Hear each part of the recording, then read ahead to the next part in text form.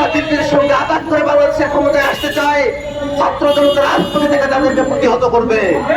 হঠাৎ করে গজলকে বাঁচিয়ে নেওয়া হবে আর উত্তরের জনপদ তছনছ হয়ে যাবে, এটা যেন আমাদের নিত্য ঘটনায় পরিণত হয়েছে। এবং এই পরিণতির পিছনে সবথেকে বড় দায়ী হচ্ছে বাংলাদেশের নতজানু পররাষ্ট্রনীতি। বিগত আওয়ামী সরকার দিল্লির মদতে বাংলাদেশের বিভিন্ন সময়ে গণহত্যা চালিয়ে তার ক্ষমতাকে পাকাপোক্ত করে রেখেছিল। এই কারণে আমাদের তিস্তার যে ন্যায্য হিস্সা পাওয়ার কথা, অভিন্ন নদীগুলোতে ন্যায্য হিস্সা পাওয়ার কথা পানির, সেইটার ব্যাপারে তারা গুরুত্ব আরোপ করে নাই, সেটার পিছনে তাদের সময় ব্যয় করে নাই। বন্ধুরা আমার, আমাদের তিস্তা নদী নিয়ে, তিস্তা নদীর পানি বন্টন যে চুক্তি হবে, বছরের পর বছর ঝুলে আছে। মাত্র 200-300 কিউসেক পানি আসে যখন গ্রীষ্মকাল হয়, তখন সেটা নদী থাকে না, সেটা একটা নালা হয়ে যায়। আপনারা খেয়াল করে দেখবেন, যখন শুকনো মৌসুম আসছে, পানির অভাবে আমাদের কৃষকেরা সেখানে ফসল উৎপাদন করতে পারে না। আবার যখন কিছুটা ফসল তারা উৎপাদন করে, হঠাৎ করে বাঁধ খুলে দিয়ে সেই ফসলগুলোকে পানির নিচে তলিয়ে দেওয়া হয়। বাংলাদেশের উত্তরাঞ্চলের মানুষ, গঙ্গাবৃত অঞ্চলের মানুষ, তাদেরকে না খেয়ে থাকতে হয়। আপনারা জেনে থাকবেন, আন্তর্জাতিক হেলসিঙ্কি প্রটোকল আছে, ইউনাইটেড নেশনসের প্রটোকল আছে, যার ভিতর দিয়ে অভিন্ন যে নদীগুলো আছে, আন্তর্জাতিক নদী, সেই নদীগুলোর পানি বন্টনের চুক্তি হবে এবং সেখানে সবাইকে মেনে চলতে হবে। ইভেন উজানের দেশের পানি ছাড়া বা পানি না ছাড়ার কারণে মাটির দেশের যদি ক্ষয়ক্ষতি হয়, সেই ক্ষয়ক্ষতিগুলো ক্ষতিপূরণ দেওয়ার কথা বলা আছে হেলসিঙ্কি প্রটোকলের মধ্যে।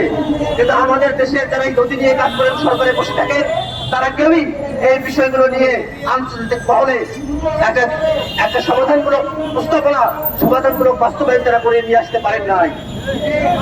বর্তমানে অন্তর্বর্তীকালীন যে সরকার, এই সরকার গতানুগতিক সরকার নয়, এই সরকার হাজার হাজার মানুষের জীবন এবং রক্তের বিনিময়ে সরকার, গণপ্রস্থানের সরকার গঠিত হয়েছে।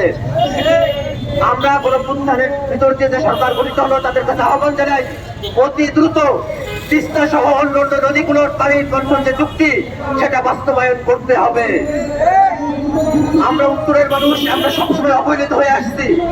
সমীক্ষায় এসেছে, রংপুর বিভাগের 8টা জেলায় যে পরিমাণ বাজেট দেওয়া হয়, তার দ্বিগুণ বাজেট শুধু গোপালগঞ্জ জেলায় দেওয়া হয়।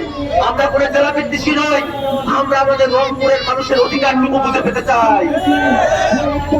এই যে বাজেট গেল কিছুদিন আগে, রশিদকে, রংপুর সিটি কর্পোরেশনকে 1 পয়সা বাজেট দেওয়া হয় নাই। বেগম রোকেয়া বিশ্ববিদ্যালয়কে মাত্র 1 লক্ষ টাকা বাজেট দেওয়া হয়েছে। এর থেকে হাস্যকর কোনো অবদান আর হতে পারে না। বন্ধুরা আমার, অন্তর্বর্তীকালীন সরকার, জনতার সরকার, সেই সরকারকে জনগণের মনের যে আকুতি, সেই আকুতি পালন করতে হবে। দিল্লির সাথে আমাদের বক্তব্য হবে, চোখে চোখ রেখে আমরা কোনো নতুনতান্ত্রিক অবস্থায় দিল্লির সঙ্গে বসতে পারি না।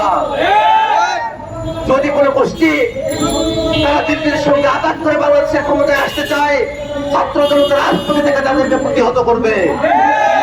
একই সাথে আমরা এই কথাও বলতে চাই, গোটা ভারতের মানুষের সাথে আমাদের অন্তরের মিল আছে। মানুষেরা তারা কিন্তু সাফারার, সেটা ভারতেও এবং বাংলাদেশেও। যারা ওখানে নিষ্পেষণের শিকার হচ্ছেন, যারা জানাবুত ভাবে কষ্টে আছেন ভারতের জনতা, তাদের প্রতি আমাদের সংহতি, সলিডারিটি সবসময় থাকবে।